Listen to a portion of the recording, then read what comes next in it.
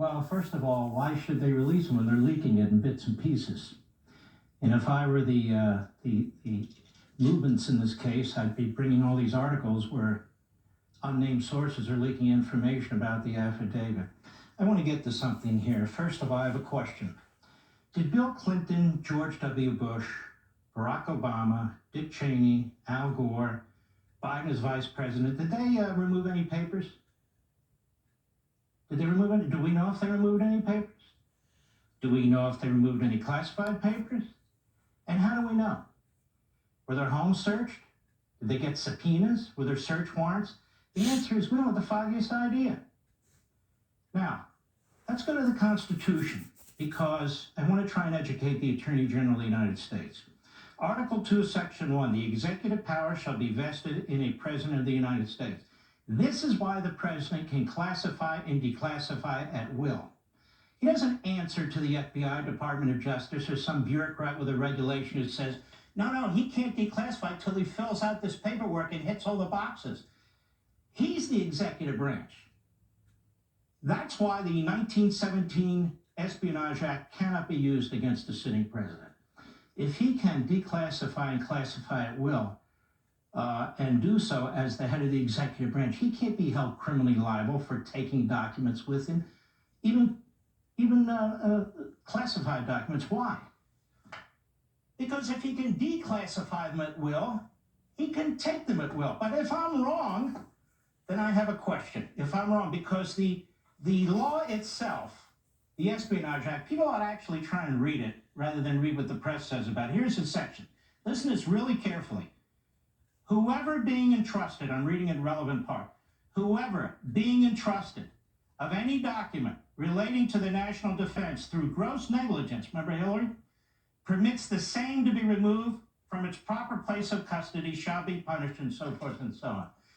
If Trump is, and he's not, but if Trump is guilty because he has classified information, everyone along the chain of custody is guilty.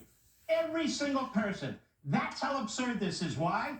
Because from the person who created the document, that handed it to somebody else, that brought it to the Oval Office, who removed it or failed to remove it, and so forth and so on, they violated Part E of Section 1 of the Espionage Act. Whoever being entrusted, you have an obligation to secure it and bring it back to its proper place of custody. Well, they failed to do that, didn't they? So the Espionage Act does not apply to a president, regardless of what these federal prosecutors are trying to concoct. But there's more. Let's take a look at the warrant. The warrant is extremely broad. Any physical documents with classification markings, along with any containers, including any other contents, in which such documents are located, as well as any other containers and boxes that are collectively stored or found together with aforementioned documents and container box. That's everything.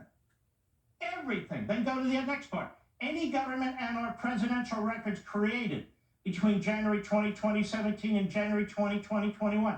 You could go online right now and buy a signed letter by a president to a constituent or somebody on White House stationery. This presumably would include that. But this is unconstitutional. This warrant is unconstitutional. And I don't care if a master signed off on it or not. That doesn't make him Solomon, and I'll tell you why. We have what's called the Fourth Amendment in America. The right of the people to be secure in their persons, houses, papers, and effects against unreasonable searches and seizures shall not be violated, and no warrant shall issue but upon probable cause supported by oath or affirmation, and particularly, the word, particularly describing the place to be searched and the persons or things to be seized. No general warrants. The colonists opposed general warrants. They suffered from them from the Crown, where they'd say, we're searching your home. Here's a general warrant or writ of administration. We're going to go through your stuff. But what are you looking for? We don't have to tell you. We're going to go through your person. But we don't have to tell you. The Fourth Amendment is supposed to prevent that.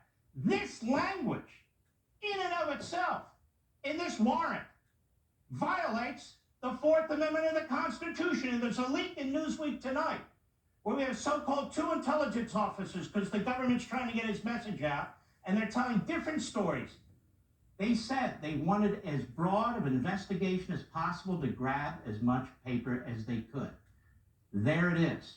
There's the case in front of the judge tomorrow. The government's leaking.